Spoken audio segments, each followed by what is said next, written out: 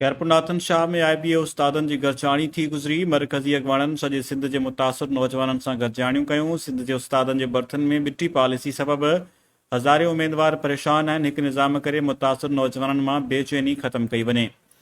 शफ़ीकुल ज़मान लगारी जी report मूजिबि खैरपुरनाथन शाह में IBA तहरीक 33 खां 39 चेयरमैन दीदार लगारी वफ़द समेत दौरो कयो, जिते यूनस लगारी, गुलाब चांडियो, अयाज़ चांडियो, कासिम लगारी, सदाम हुसैन लुंड, बिलावल ज़ंगेजो, सलाम जमाली, शफ़ीक ज़मान लगारी ऐं ॿियनि तहरीक जे चेयरमैन जो गरमजोशीअ सां इस्तक़बाल कयो। वॾे अंग में उमेदवारनि गॾिजाणीअ में शिरकत कई।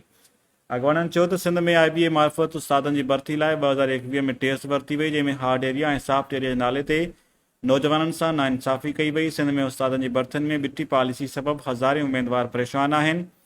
अॻवाननि वधीक चयो त जेकॾहिं मख़सूस इलाइक़नि में 32 मार्कनि ते उस्ताद भर्ती कया विया आहिनि त असां 33 खां 39 उमेदवारनि कहिड़ो ॾोह कयो आहे। उमेदवारनि जो चवणु हो त जेकॾहिं असांजा मुतालबा तस्लीम न कया विया त असां वॾे अंग में सिंध मां काफ़िला कढी वॾे वज़ीर जे घर आॾो एहतजाज कंदासीं।